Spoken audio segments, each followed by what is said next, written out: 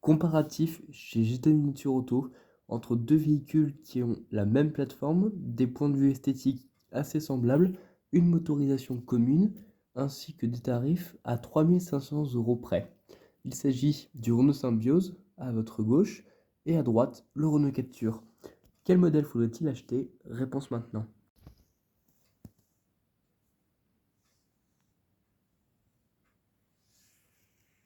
En l'espace de quelques années, la gamme SUV de Renault s'est considérablement étoffée.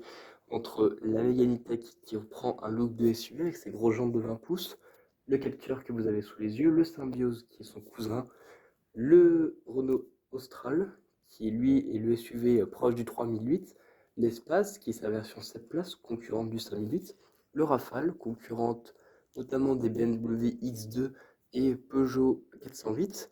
Et vous avez également l'Arcana qui est le SUV coupé, plus généraliste que le Rafale qui lui vise plutôt le haut de gamme. Aujourd'hui, au bout d'un moment, Renault commence un petit peu à se marcher sur les pieds avec tous ces SUV. L'occasion pour nous de faire tout de même un comparatif, que ce soit en statique, mais aussi au niveau de la conduite en ville, pour voir si les centimètres plus élevés sur le Symbiose peuvent éventuellement pénaliser ce véhicule. Ou est-ce que, dans l'éventualité, ce SUV se débrouille aussi bien que le Captur? Pour cela, nous avons du coup organisé ce comparatif entre ce Symbiose en finition haut de gamme iconique et le Renault Captur dans la finition identique équipé du même moteur, à savoir le 4 cylindres 1,6 litre full hybride de 91 chevaux associé aux moteurs électriques de 28 chevaux et de 48 chevaux, le tout développant une puissance de 145 chevaux, équipé également de la fameuse boîte à crabot automatisée du constructeur. Alors déjà, premier constat, on ne va pas trop s'attarder sur la face avant, car en effet, elles sont exactement identiques. Même calandre, même logo, évidemment, et même signature lumineuse LED, avec également la signature en feu de jour en forme de demi-losange ou de boomerang. En revanche, au niveau du profil, il y a tout de même pas mal de différences. En effet, le Symbiose est beaucoup plus long que le Captur. Je vous donnerai les valeurs en bas de la vidéo. Je ne les ai pas en tête. Vous avez également comme différence des modèles de jantes qui sont d'origine en 18 pouces sur le Symbiose contre 17 pour le Captur, ainsi que une ligne de toit qui n'est pas la même. En revanche, concernant la face arrière, pas mal de différences également entre le Symbiose qui lui joue plutôt la carte du scénic avec ses feux qui lui ressemblent beaucoup, une plaque d'immatriculation placée relativement basse et surtout un rayon incliné à ouverture électrique sur cette finition haut de gamme. De l'autre côté, le Renault Captur utilise une face arrière commune aux anciennes Renault. Entendez par là une signature en forme de C. Par ailleurs, le haillon est moins incliné et un peu moins bombé que sur le Symbiose. À bord, on repassera pour l'originalité car l'habitacle du Captur et celui du Symbiose sont strictement identiques. Face au conducteur, instrumentation numérique pour tout le monde, soit en 7 pouces, soit en 10 pouces comme ici, complété d'un système multimédia de 10,4 pouces géré par Android Automotive, en clair c'est Google à l'intérieur, qui fait preuve d'une réactivité sans faille et d'une facilité d'utilisation hors norme. La qualité des matériaux est identique entre les deux modèles, elle est toujours dans la bonne moyenne de la catégorie. Parlons également d'une fonction qu'on n'a pas parlé encore de chez Renault, qui est pourtant très pratique. Il s'agit du système MySafety Perso. Alors de quoi s'agit-il? Très rapidement, en fait, vous paramétrez dans l'écran tactile les fonctions, les aides à la conduite que vous ne voulez pas garder en tête, vous les enregistrez avec le système MySafety Perso, et au prochain démarrage, logiquement, comme la législation le demande, toutes les aides à la conduite se remettent en marche.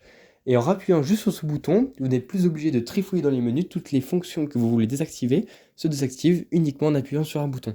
Très malin de la part de Renault. Aucune différence à l'intérieur? Bah en fait si. En effet, le Captur ne peut disposer du toit opacifiant Solar Bay disponible sur le Symbiose. Ce système est en fait un toit qui est déjà très grand, presque 1 m², et qui a surtout la particularité d'être occultant électroniquement. En clair, vous n'avez pas de vélum, donc un gain en termes d'aspect pratique, on verra dans un instant si ça vaut le coup. Mais surtout, ce système, Renault avait annoncé que ce système luttait contre les chaleurs. Dans la réalité, c'est pas tout à fait le cas, car en effet, nous avions testé une fois ce toit lors de fortes chaleurs, et on n'avait pas vraiment senti de différence. Parlons maintenant du coup aspect pratique. Est-ce que le Symbiose, qui est plus grand, a un meilleur rapport gabarit-encombrement? Eh bien malheureusement non, car en effet l'habitabilité arrière est strictement identique entre les deux, alors que le Symbiose est plus grand. Cela s'explique notamment par le fait que l'empattement, c'est-à-dire l'espace entre les deux essieux, est strictement identique. Donc c'est pas qu'il est mauvais en soi, mais voilà, il est quand même, c'est quand même décevant par rapport à la taille du véhicule. Donc au final, rapport gabarit-encombrement, victoire pour le Capture, qui remporte également la partie pratique. Attention toutefois, pour ceux qui cherchent un plus grand volume de coffre, le Symbiose joue deux cartes parfaites, en clair son rayon électrique, mais aussi un volume plus grand qui monte jusqu'à 624 litres. Donc c'est un volume supérieur à celui du Capture. Mais au final, pour les aspects pratiques, la victoire revient au Renault Capture. Deuxième critère, le chapitre économique et budget. À ce petit jeu, c'est le Capture qui s'en sort le mieux, tout simplement parce qu'il est moins cher à l'achat, ainsi que même son entrée de gamme est moins cher que le Symbiose, d'environ 3 000 à 4 000 euros d'écart en faveur du SUV urbain. Alors, pourquoi est-ce qu'il n'y a que le prix facial qui compte? Tout simplement parce que les autres critères évalués reviennent au même résultat. En effet, la durée garantie, basique de 2 ans de kilométrage illimité, la consommation annoncée au décilitre près identique, la fiabilité, la valeur de revente, mais aussi la cote attendue et les coûts d'entretien sont identiques sur les deux modèles. Donc au final, victoire du Capture. Pour l'instant, 2-0 pour le Capture. Est-ce que le chapitre prix équipement peut les départager et peut-être faire gagner le premier point au Symbiose? Eh ben pas vraiment, car en effet, le Symbiose est vendu entre 3 000 et 4 000 euros plus cher, et certes, la dotation d'équipement entre les deux est identique, et le Symbiose dispose de deux équipements que le Capture ne peut pas avoir, comme le haillon électrique et le toit opacifiant Solar Bay. Mais tout cela ne justifie nullement les plus de 3 000 euros d'écart entre les deux modèles.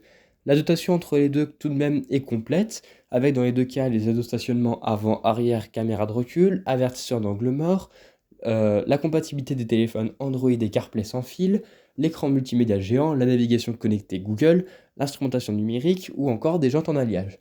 Donc au final, pour le rapport équipement rapporté au prix, c'est le Capture qui tire son épingle du jeu.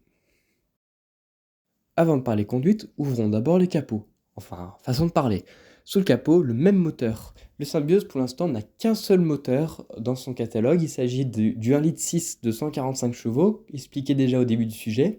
En revanche, le Capture, lui, propose davantage de motorisation, dont notamment de l'essence, avec le 1,3 litre TCE de 130 chevaux. Le 160 vient depuis quelques jours disparaître du catalogue.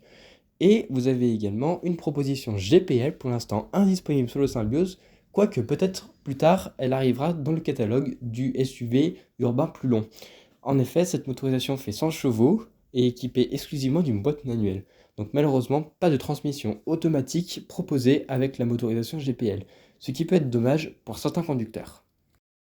Est-ce que le Symbiose va pouvoir marquer enfin son premier point sur la route? Eh ben non, pas vraiment.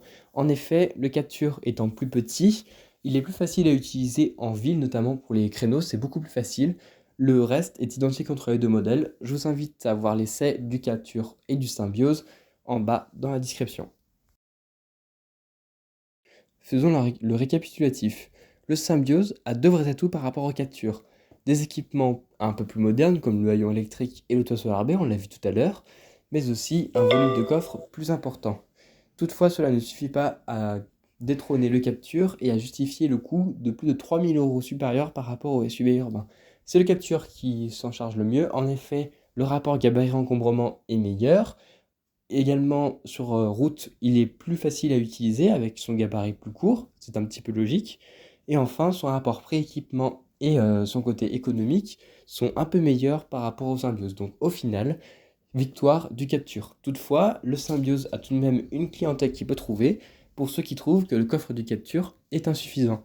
Attention toutefois, le coffre du Capture est dans la moyenne de la catégorie. Mais si vous cherchez plus, le Symbiose sera une excellente alternative par rapport aux captures. Après, tout dépend de votre situation.